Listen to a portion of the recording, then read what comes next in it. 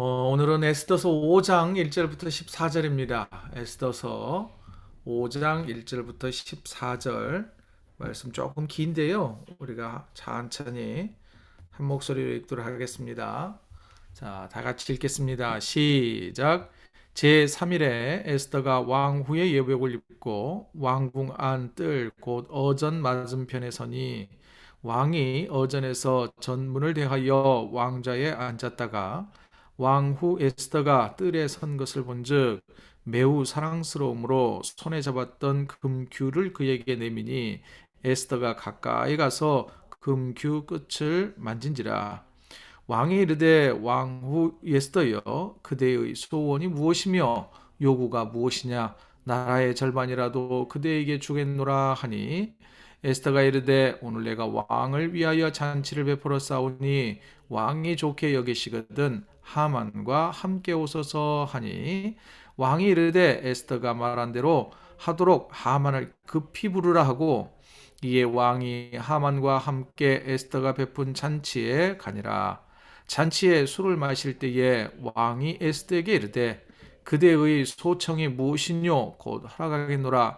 그대의 요구가 무엇이뇨 나라의 절반이라 할지라도 시행하겠노라 하니 에스더가 대답하여 이르되 나의 소청 나의 요구가 이러하니이다. 내가 만일 왕의 목전에서 은혜를 입었고 왕이 내 소청을 허락하시며 내 요구를 시행하시기를 좋게 여기시면 내가 왕과 하만을 위하여 베푸는 잔치에 또 오소서. 내일은 왕의 말씀대로 하리이다 하니라. 그날 하만이 마음이 기뻐 즐거이 나오더니 모르드게가 되골문에 있어 일어나지도 아니하고 몸을 움직이지도 아니하는 것을 보고 매우 노하나 참고 집에 돌아와서 사람을 보내어 그의 친구들과 그의 아내 세레스를 청하여 자기의 큰 영광과 자녀가 많은 것과 왕이 자기를 들어 왕의 모든 지방관이나 신하들보다 높인 것을 다 말하고 또 하만이 이르되 왕후 에스더가 그 베푼 잔치에 왕과 함께 오기를 허락받은 자는 나밖에 없었고 내일도 왕과 함께 청함을 받았느니라. 그러나 유다 사람 모르드게가 되골문에 앉은 것을 보는 동안에는 이 모든 일이 만족하지 아니하도다 하니 그의 아내 세레스와 모든 친구들이 이르되 높이가 50규빗 되는 나무를 세우고 내일 왕에게 모르드게를 그 나무에 매달기를 구하고 왕과 함께 즐거이 잔치에 가소서 하니 하만이 그 말을 좋게 여기고 명령하여 나무를 세우니라. 아멘. 자, 오늘 말씀의 제목은요. 반격이 시작되다입니다. 우리가 지난주에 에스더가 모르드게뿐만 아니라 많은 유다 민족들이 3일 동안 금식 기도를 요청을 하잖아요. 그러면서 그가 이런 말을 했습니다. 죽으면 죽으리다 라는 그런 다짐대로 이제 에스더의 반격이 시작됩니다. 계획대로 일이 잘 진행되지 않으면 에스더 본인은 물론이거니와 유다인 전체가 죽게 될 그런 상황입니다. 그래서 에스더는 그 어느 때보다 지혜롭고 신중하게 행동합니다. 물론 에스더는 하나님께서 도와주실 것을 믿고 왕을 찾아갑니다. 만일 금식 기도를 했는데 하나님이 도와주시지 않을 것 같다. 다시 말해서 믿음이 없었다면 왕 앞에 나아가지 않았을 겁니다. 자, 에스더는 왕후의 옷으로 갈아입고 왕의 집무실로 갔습니다. 왕후라 하더라도 예고 없이 왕 앞에 나타나는 것은 목숨을 위태로운 행동이라 할 수 있습니다. 왜냐하면 성경을 앞으로 넘겨보면 얼마 전에 왕의 측근이라 할 수 있는 내시들이 특히 빅단과 데레스라고 하는 내시들이 왕을 암살하려고 했다가 모르드게의 발견으로 인하여서 그 위기를 넘겼었습니다. 그래서 갑작스러운 에스더의 방문은 사실 에스더의 입장과 왕의 입장에서 볼 때에도 긴장되는 일이었고 자칫 잘못하다가는 오해받아서 죽을 수도 있는 위험천만한 행동이었습니다. 그래서 본문 1절을 보시죠. 본문 1절에 제3일에 에스더가 왕후의 예복을 입고 왕궁 안뜰 곧 어전 맞은편에 서니 왕이 어전에서 전문을 대하여 왕좌에 앉아 있다가 에스더를 발견하게 되었다라고 성경은 말합니다. 여기에서 에스더가 왕후의 예복을 갖추어 입고 간 것이 지혜로운 행동이었습니다. 왜냐하면 그냥 단순한 방문이 아니라는 것을 말해주고 있습니다. 또한 자신이 멀리서도 보더라도 왕이 멀리서 자기를 본다 하더라도 내가 왕후 에스더입니다 라고 하는 것을 쉽게 알아볼 수 있도록 예복을 갖추어 입고 갔습니다. 또한 예복을 입었다는 것은 일상적인 방문이 아니라 뭔가 공식적인 방문이라는 것을 인지를 하도록 했습니다. 또한 의복을 통해서 자신의 행동에 스스로 권위를 부여했습니다. 누가 보더라도 나는 이 페르시아 제국의 왕후다 라고 하는 그런 당당함을 가지고 갔습니다. 또한 왕후의 아름다움을 돋보이기 위한 목적이기도 했습니다. 자, 이런 여러 가지 지혜로운 선택 덕분에 왕은 에스더가 예고 없이 찾아왔지만 그가 한눈에 에스더인 것을 알아보았고, 또한 성경에 보면 아주 그를 사랑스러운 눈으로 바라보게 되었다라고 말해주고 있습니다. 자, 그래서 이제 왕이 에스더에게 묻습니다. 무슨 일로 찾아왔느냐며, 또 혹은 무엇 원하는 게 있느냐고 물어봅니다. 3절입니다. 3절 같이 한번 읽어봐요. 시작. 왕이 이르되 왕후 에스더여 그대의 소원이 무엇이며 요구가 무엇이냐 나라의 절반이라도 그대에게 주겠노라 하니. 참 이 남자들은요, 왕이나 평범한 남자들이나 모두 다 허풍이 보통이 아니죠. 주지도 않을 거면서 나라의 절반이라도 주겠다고 그래요. 아마 이 목사님이나 저나 집안에서 해주지도 못하면서 입으로 이 허풍을 떠는 데가 분명히 있을 거라는 거죠. 자, 소원을 말해보라 그래요. 소원을. 모든 걸 다 들어주겠대요. 자, 소원을 말해보라는 왕의 질문에 에스더가 대답합니다. 4절이에요. 시작. 에스더가 이르되 오늘 내가 왕을 위하여 잔치를 베풀어 싸우니 왕이 좋게 여기시거든 하만과 함께 오소서 하니. 아주 간단해요. 요 조건은. 잔치 베풀었으니까 저 2인자인 페르시아 제국의 2인자인 하만과 왕께서 함께 와서 즐겁게 그냥 먹고 가시면 됩니다. 그러면서 초청을 하는 거예요. 그래서 왕은요, 사람을 급히 하만에게 보내서 데려옵니다. 그래서 에스더를 찾아가요. 이제 에스더가 베푼 잔치에서 왕과 하만은 흥겹게 술잔을 기울입니다. 6절이에요. 한참 흥이 돋아왔을 때 다시 한번 왕이 에스더에게 묻습니다. 같이 읽어요. 시작. 잔치에 술을 마실 때 왕이 에스더에게 이르되 그대의 소청이 무엇이뇨 곧 허락하겠노라. 그대의 요구가 무엇이뇨 나라의 절반이라 할지라도 시행하겠노라 하니. 와, 또 한 번 나라 절반 주겠다고 이야기합니다. 한 번 더 물어요. 궁금한 거거든요. 원하는 것이 뭐냐? 다 주겠다. 그런데요, 드디어 기회가 찾아온 것 같잖아요. 2번이나 나라 절반 주겠다 그랬으니까 무슨 말을 해도 들어줄 그런 찬스란 말이에요. 그런데 무슨 이유인지 에스더는 말을 하지 못한 것인지 안 한 것인지 우리는 잘 분간하기가 힘듭니다. 아마 말을 못한 이유였다면 그녀가 두려웠기 때문일 수도 있어요. 아니면 말을 하지 않은 것이라면 이 왕이 조금 더 적극적으로 자기가 말하고 싶은 소원에 대해 관심을 기울이게 하려는 고도의 전략이었을 수도 있습니다. 본문을 조금 더 읽어가 보죠. 자, 이번에는요, 에스더가 조금 더 정중하고 존경의 마음을 담아서 이야기를 합니다. 8절이에요. 8절 다 같이 읽습니다. 시작. 내가 만일 왕의 목전에서 은혜를 입었고 왕이 내 소청을 허락하시며 내 요구를 시행하시기를 좋게 여기시면 내가 왕과 하만을 위하여 베푸는 잔치에 또 오소서. 내일은 왕의 말씀대로 하리이다 하니라. 뭐겠어요? 내일 또 한 번 오세요. 잔치 내일은 더 잘 준비하겠습니다. 내일 오시면 내가 꼭 말씀드릴게요 하면서 연기를 하죠. 왕의 호기심을 자극합니다. 그와 함께 내일 잔치에 참석하기로 약속하는 것이, 하만과 함께 오는 것이, 이 오겠다고 하는 말이 약속이 점점 이제 이루어지는 거예요. 공식적인 왕의 표명이 이루어지는 거예요. 오겠다 하면 이제 와야 되는 거거든요. 그 다음 또 뭐예요? 내일 오는 것은 뭐예요? 내가 올게. 그럼 뭐에 대한 응답이에요? 에스더의 요구를 들어주겠다고 하는 공식적인 행동이 되는 거예요. 행동으로 답을 주겠다고는 약속이 되는 겁니다. 그런데 어떻게 해요? 오겠다고 그러거든요. 결국 왕과 하만이 에스더의 제안을 받아들여요. 어떻게 돼가고 있네요. 점점 에스더의 계획대로 일이 척척 진행되어 갑니다. 에스더가 바라는 것이 무엇인지 왕이 적극적인 관심, 호기심을 갖게 하기 위한 전략이 먹혀 들어간 거죠. 왕이 지금 움직이고 있잖아요.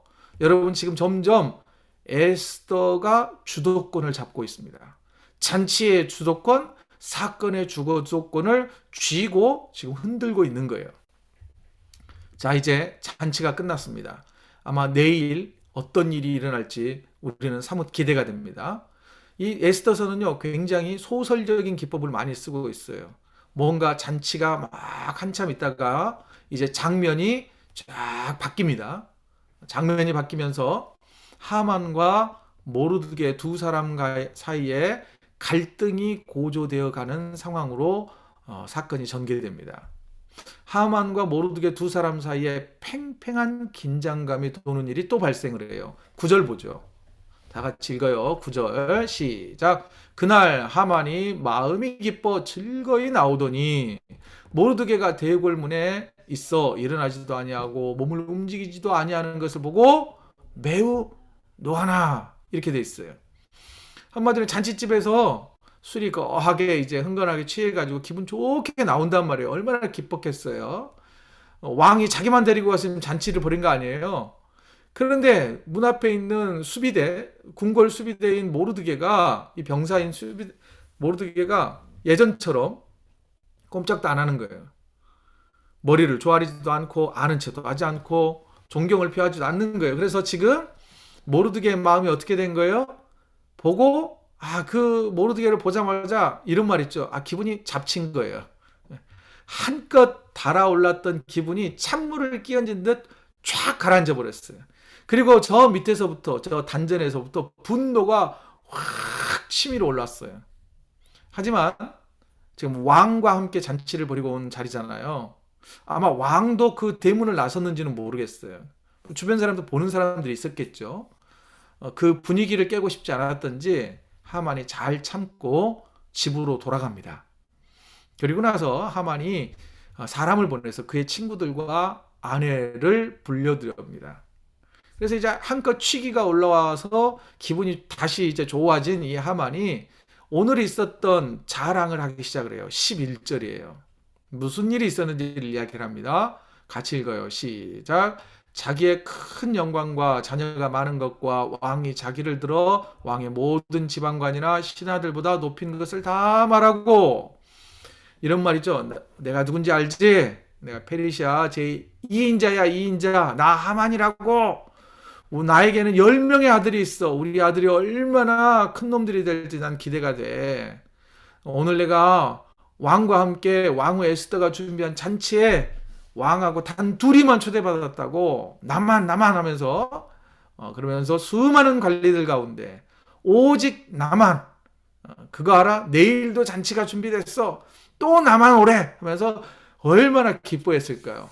아마 이게 드라마처럼 또는 영화처럼 하자면 마지막에는 이런 아마 이 장면으로 끝날 것 같아요. 하하하하 하면서 이제 장면이 쫙 바뀔 것 같아요.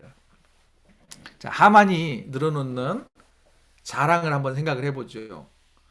그가 무엇을 위하여 살고 있는 사람인지 잘 말해줍니다. 하만은요, 자기의 큰 영광을 자랑하잖아요. 자기 영광을 위해 사는 사람이에요. 하나님의 영광은 안중에도 없는 사람이에요. 그에게는요, 10명의 아들들이 있었거든요. 그는 자식 자랑을 낙으로 사는 사람이에요. 조금 더 심하게 표현하자면 자식의 우상이 된 사람이에요. 자식을 하나님 자리에 두고 사는 사람이 하만이었단 말이에요.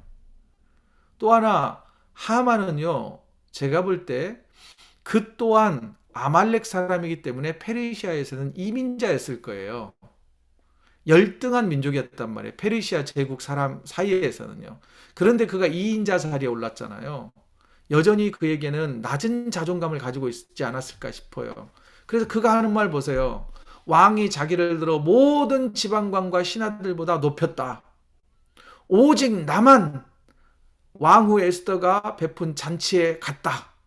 다른 사람들과 비교하면서 자기의 존재감을 나타내는 사람. 그러면서 철저히 누군가를 짓밟아야만, 자기를 무시하는 사람은 가차없이 제거해야만 직성이 풀리는 아주 어리석은 사람이에요. 또 보세요. 오직 자기밖에 모르잖아요. 자기밖에 몰라요. 자기 권력에 의해서 사람들 다 불러들이잖아요. 분명 늦은 밤이었으리라고 생각돼요. 근데 자기 친구들, 쉽게 말하자면 자기 휘하에서 자기 덕 보고 사는 친구들 다 불러다가 한껏 자랑하는 거예요. 왜 이런 거 있잖아요. 그럼 어떻게 해요? 한마디로 신세 지고 사는 사람들은 이 하만의 이 자기 자랑에 그냥 맞춰주는 사람들 아니었을까요? 어쩔 수 없이 같이 즐거워하는 그런 친구들의 모습이 보여지는 것 같아요. 그뿐만이 아니에요. 14절을 보죠. 14절. 다 같이 한번 읽으세요. 시작.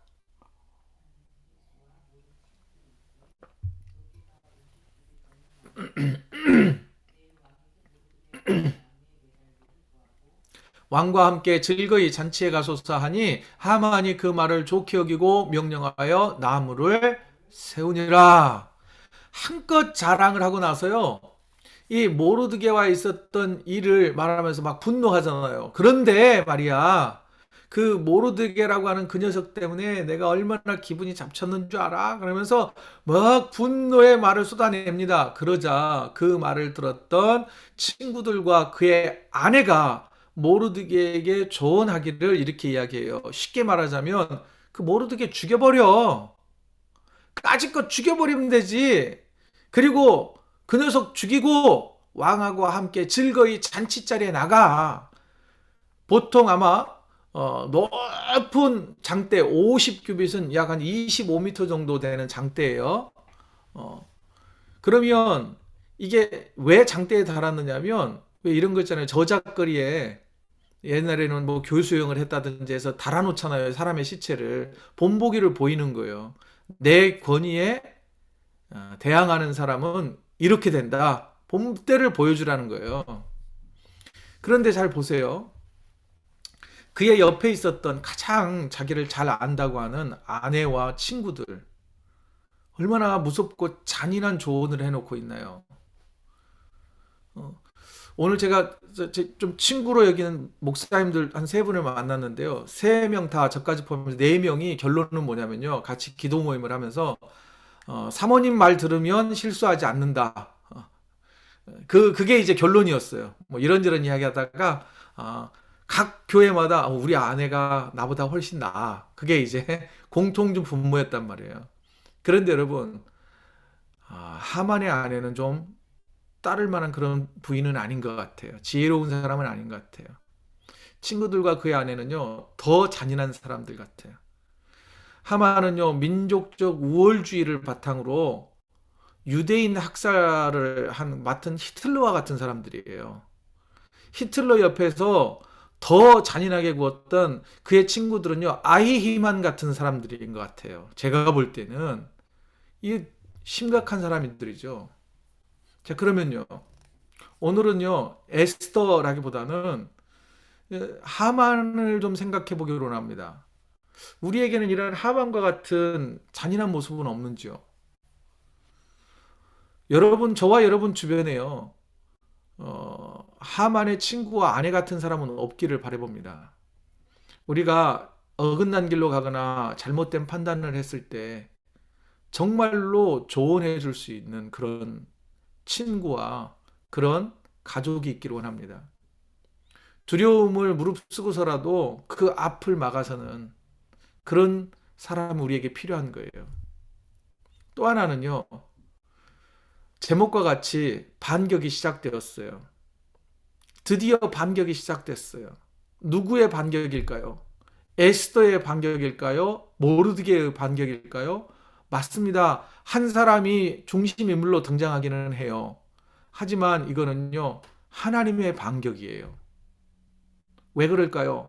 하나님은 악한 자들을 가만 두고 보시는 분이 아니에요. 하나님은 악한 자들을 반드시 심판하시는 하나님인 줄 믿습니다. 하나님은요, 죄값을 꼭 물으세요. 우리가 이 땅에서 죄값을 묻지 않으신다 할지라도 우리가 하나님 보좌 앞에 섰을 때는 반드시 죄값을 물으신단 말이에요. 왜냐? 하나님은 공의로우신 하나님이시기 때문입니다. 그러니 악을 계획하는 일은 없어야 할 것입니다. 이웃과 함께 선을 계획하는 저와 여러분 되어지길 원합니다. 지금 보십시오. 하만과 그의 아내와 친구들은 사람 죽이는 일을 계획합니다. 그러나 우리는 사람 살리는 일을 서로 의논하고 계획하고 실천할 수 있기를 원합니다. 그런 자들에게 하나님께서는 은혜를 베풀어 주십니다. 그런 자들의 기도를 하나님은 응답해 주십니다. 여러분 보세요. 아까 제가 말씀드렸죠. 자꾸 말을 하지 않으면서 소원이 무엇이냐고, 나라의 절반이라도 주겠다고 하지만 에스더가 지혜롭게 자꾸 대답을 뒤로 미루면서 주도권이 누구에게 가고 있어요? 에스더에게 가고 있어요. 그리고 또 보세요. 에스더가 왕후의 옷을 입고 왔을 때 그가 에스더를 아름답게 보는 거예요. 사랑스럽게 보는 거예요. 저는 그 마음을 하나님이 주셨다고 생각해요.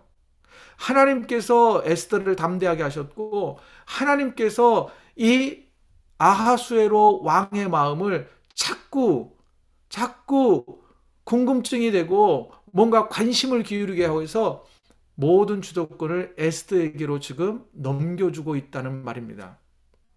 그리고 또한 모르드게를 다시 한번 만나게 하신 것도 하나님의 계획하심이라고 생각해요. 왜냐? 하만이 50규빗 장대를 세웠다가 결국에는 하만이 그 장대에 달려 처형당하거든요. 그건 뭘까요? 하나님께서 악한 자를 심판하시기 위하여 스스로 자기 손으로 자기가 죽을 자리를 만들게 하셨다는 거라는 걸 저는 깨닫게 됩니다. 여러분 오늘 본문에서 보이지 않는 공의로우신 하나님, 선하신 하나님이 악한 자를 향하여 반격하고 계신다고 하는 것을 우리가 기억하기를 원합니다. 그러니 선하신 하나님을 따라서 우리가 어떤 형편에 있든지 선을 도모하고 악한 모습은 모양이라도 버리는 저와 여러분이 삶이 되어서 하나님께서 에스더를 도우셨고 모르드게를 도우셨던 것처럼 사실은 희망이 없는 거거든요. 페르시아 제국의 이 인자와 대행해서 살아남을 수 있는 가망성은 없지만 전능하신 하나님께서 그 죽음의 위기 가운데서 고난의 위기 가운데서 헤쳐나가게 하시고 또한 새로운 미래를 계획하게 하시는 그런 은혜가 저와 여러분 가운데 넘치기를 주의 이름으로 축복합니다.